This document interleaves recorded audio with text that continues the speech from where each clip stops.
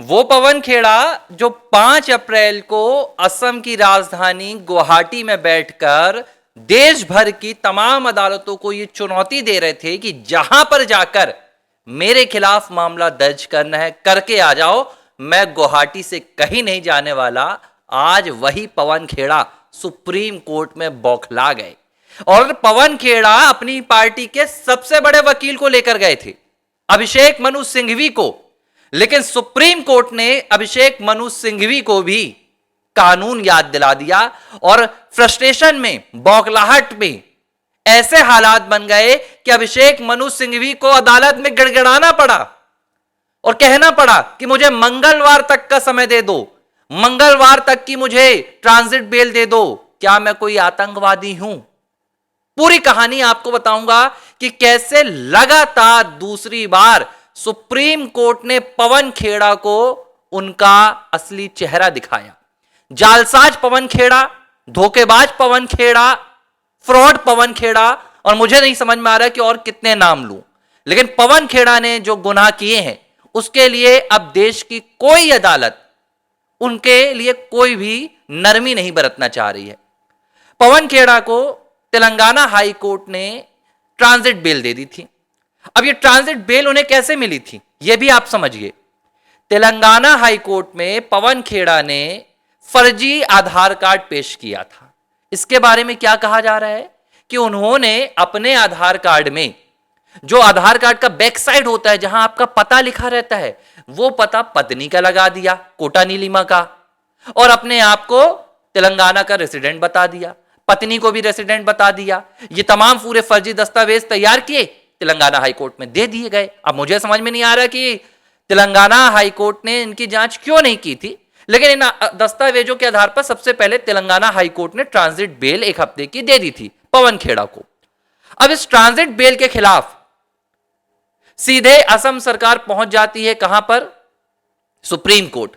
और बीते दिनों सुप्रीम कोर्ट से उनकी ट्रांजिट बेल को खारिज कर दिया गया। अदालत में यह स्पष्ट हुआ सुप्रीम कोर्ट में कि पवन खेड़ा ने तेलंगाना हाईकोर्ट में जाली सर्टिफिकेट दिखाए थे, उनका तेलंगाना से कोई लेना देना नहीं है और ये जुरिडिक्शन में नहीं आता है, अदालत के कार्य क्षेत्र में नहीं आता, अधिकार क्षेत्र में नहीं आता है कि तेलंगाना हाईकोर्ट उन्हें ट्रांजिट बेल दे। सुप्रीम कोर्ट ने साफ कहा कि आप जाइए, असम से लेकर आइए, यानी कि उनके लिए तमाम रास्ते बंद हो गए थे। अब सीबीआई मतलब असम सरकार ने तो वहां जाकर बेल कैंसिल करा दिया। अब पवन खेड़ा ने याचिका लगाई थी। पूरा क्रम आप समझिए। पहली याचिका पवन खेड़ा ने कहां लगाई? तेलंगाना हाई कोर्ट में। वहां उन्हें 1 हफ्ते की ट्रांजिट बेल मिली थी। इसके खिलाफ जो दूसरी याचिका लगाई वो असम सरकार की ओर से लगी सुप्रीम कोर्ट में और ट्रांजिट बेल रद्द की गई। अब तीसरी याचिका इस मामले में लगी है पवन खेड़ा के तरफ से सुप्रीम कोर्ट में, और पैरवी करने के लिए कौन पहुंचे भाई साहब?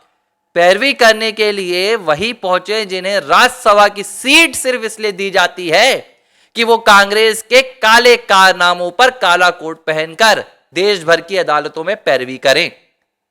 अभिषेक मनु सिंघवी को पवन खेड़ा लेकर पहुंचे थे सुप्रीम कोर्ट, यह सोचकर कि अभिषेक मनु सिंघवी तो उन्हें जीत दिला देंगे। लेकिन भाई साहब उल्टा हो गया।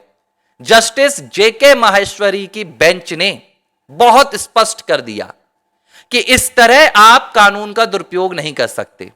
आप असम की कोई भी सक्षम अदालत में जाकर सीधे तरीके से वहां पर अपनी जमानत याचिका हो, अग्रिम जमानत हो, ट्रांजिट बेल हो, जो आपको करना है वहां पर लगाइए, लेकिन यहां पर आपको कोई राहत नहीं मिलेगी। अच्छा, आधार क्या बनाया गया?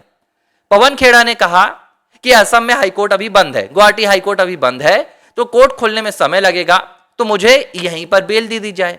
अब सुप्रीम कोर्ट के सामने ये बेतुकी बात कर गए पवन खेड़ा के वकील अभिषेक मनु सिंघवी।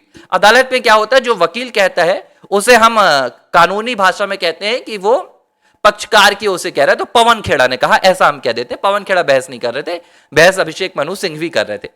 तो सिंघवी ने कहा कि वहां अदालत बंद है। तो जस्टिस जेके माहेश्वरी साहब ने क्या कहा?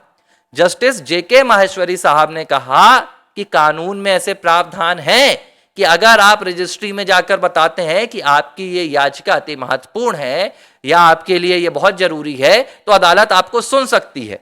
तो आप जाइए, वहां पर आपको सुना जाएगा।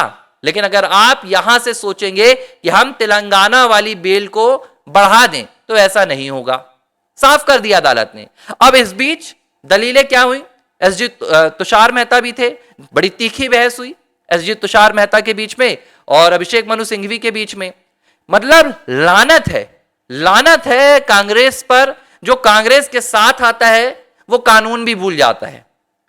जो तेलंगाना हाईकोर्ट में इन्होंने जाली आधार कार्ड दिया था, अभिषेक मनु सिंघवी क्या कहते हैं, जल्दबाजी में हो गया। जल्दबाजी में पत्नी का एड्रेस आपने अपने आधार कार्ड में लगा दिया, ये कौन सी जल्दबाजी है? इस तरह का जालसाजी का खेल चल रहा था, वो भी सुप्रीम कोर्ट में। मुझे तो समझ में नहीं आ रहा है भाई, इनको तो अलग से तेलंगाना हाई कोर्ट में जो इन्होंने दस्तावेज लगाए थे वो तो एफिडेविट पे रहता है, उन दस्तावेजों के आधार पर इनके खिलाफ एक और जालसाजी का मुकदमा दायर करना चाहिए कि अदालत को बेवकूफ बना रहे थे। एसजी ने इस पर बहस की कि नहीं, अभी और जानकारी आनी बाकी है। तो अभिषेक मनु सिंघवी कहते हैं कि वो जल्दबाजी में हो गया था, हमें अब राहत दे दी जाए। लेकिन सुप्रीम कोर्ट ने बेहद सख्त टिप्पणी की, और सिर्फ ये पवन खेड़ा के लिए नहीं, ये सभी के लिए उन्होंने कहा कि इस तरह नहीं चलेगा कि हम तेलंगाना में ले लें, हम जाकर हिमाचल में ले लें, या हम जाकर कर्नाटक में ले लें। जो अधिकार क्षेत्र है आपको वहां जाना पड़ेगा। यहां तक कि सुप्रीम कोर्ट ने यह भी कह दिया कि जब आप असम कोर्ट जाएंगे, वहां की कोई भी सक्षम न्यायालय जाएंगे, तो जो तेलंगाना कोर्ट में जो भी फैसला हुआ या आपने जो भी वहां किया, फर्क नहीं पड़ेगा। जो सुप्रीम कोर्ट ने फैसला दिया, फर्क नहीं पड़ेगा, वहां पर निष्पक्ष तौर पर आपकी सुनवाई होगी। अब अभिषेक मनु सिंघवी इतने पर गिड़गिड़ाने लगे जब उन्हें समझ में आया कि कोर्ट से उन्हें राहत नहीं मिल रही है। तो कहते हैं कि क्या मैं कोई आतंकवादी हूं, क्या पवन खेड़ा कोई आतंकवादी है, हमसे मंगलवार तक की मोहलत मांग रहे। सवाल उठ रहा है कि अभिषेक मनु सिंघवी कहते हैं कि हम सुरक्षा मांग रहे हैं, मंगलवार तक की। किससे सुरक्षा मांग रहे हैं आप? पुलिस आपको ले जाकर कोई जेल में बंद कर मारेगी नहीं, पुलिस कानून के दायरे में काम करेगी। और आपने कानून तोड़ा है, आपने कानून का उल्लंघन किया है, आपने फर्जी दस्तावेज तैयार किए हैं, तो पुलिस आपको पकड़ेगी, जो कानूनी प्रक्रिया होगी, आपको जेल में डाला जाएगा। और अगर आप अदालत में रेगुलर बेल हासिल कर लेते हैं तो आपको छोड़ा जाएगा, जब तक ट्रायल चलेगा। ट्रायल में आप दोषी साबित होंगे तो फिर उठाकर आपको गुवाहाटी की जेल में डाला जाएगा। तो फिलहाल एक बात तय हो गई है, ना तो सुप्रीम कोर्ट, ना तो तेलंगाना हाई कोर्ट, कहीं से भी अभिषेक मनु सिंघवी के लिए एक रत्ती भी जगह नहीं बच रही है खुद को बचा पाने की। और अगर अभिषेक मनु सिंघवी जैसे वरिष्ठ अधिवक्ता भी पवन खेड़ा को नहीं बचा पा रहे, तो दोस्तों ये बात अब आप मान लीजिए, पवन खेड़ा का राजनीतिक अंत हो गया। उनकी तपस्या अब जेल की चार दीवारी में होगी। कांग्रेस पार्टी ने सिर्फ वकील लगाए। आपको याद दिला रहा हूं, राहुल गांधी को ईडी ने पूछताछ के लिए बुला लिया था। पूरे देश में कांग्रेसियों ने प्रदर्शन शुरू कर दिया था। इसीलिए मैं कहता हूं, इस पार्टी के लिए एक परिवार है। और यह बात मैं एक बहुत राजनेता की दृष्टि से कहूंगा कि जो कार्यकर्ता होते हैं, जो अपनी अपनी पार्टियों के प्रति निष्पक्ष भाव से समर्पित होते हैं, वो कांग्रेस से एक ये सबक ले ले कि कांग्रेस सिर्फ एक परिवार की है। कांग्रेस के लिए राहुल पर मुसीबत तो सारे कार्यकर्ता सड़क पर, लेकिन अगर राहुल के लिए लड़ने वाले पवन खेड़ा के ऊपर मुसीबत आई तो उनके लिए एक भी प्रदर्शन नहीं, एक भी विरोध नहीं, सब चल रहा है। प्रियंका मुस्कुरा रही हैं, राहुल खेल रहे हैं, पवन खेड़ा ये सारी मुसीबत झेल रहे हैं। थोड़ा सा ये तुकबंदी हो गई क्योंकि इनके हालात ही ऐसे हैं। बहरहाल ये सबसे बड़ी अपडेट थी कि चारों खाने चित, पवन खेड़ा का पेड़ा बनना तय, किसी भी वक्त गिरफ्तारी होगी और पवन खेड़ा तेलंगाना से उठाकर असम में ले जाए जाएंगे। आर फॉर राष्ट्र आप देख रहे हैं। बहुत बहुत धन्यवाद। पूरे देश भर से मुझे रिस्पॉन्स आ रहा है। हमारा फेसबुक पेज भी, वहां पर लाखों व्यूज आ रहे हैं। यूट्यूब हम 50,000 के परिवार के ओर पहुंच रहे हैं। बहुत बहुत धन्यवाद। ये सब कुछ 6 महीने के भीतर आपने किया है। आर फॉर राष्ट्र आज अपनी निष्पक्षता के लिए, अपनी बेबाकी के लिए, अपने राष्ट्र प्रेम के लिए, अपने सनातन प्रेम के लिए पूरे देश में पहचाना जा रहा है। और ये सब कुछ मेरे साथियों की बदौलत, जो आप लोग मेहनत करते हैं, आप लोग इसे फैलाते हैं, देखते हैं। तो बहुत बहुत धन्यवाद। जय श्री राम।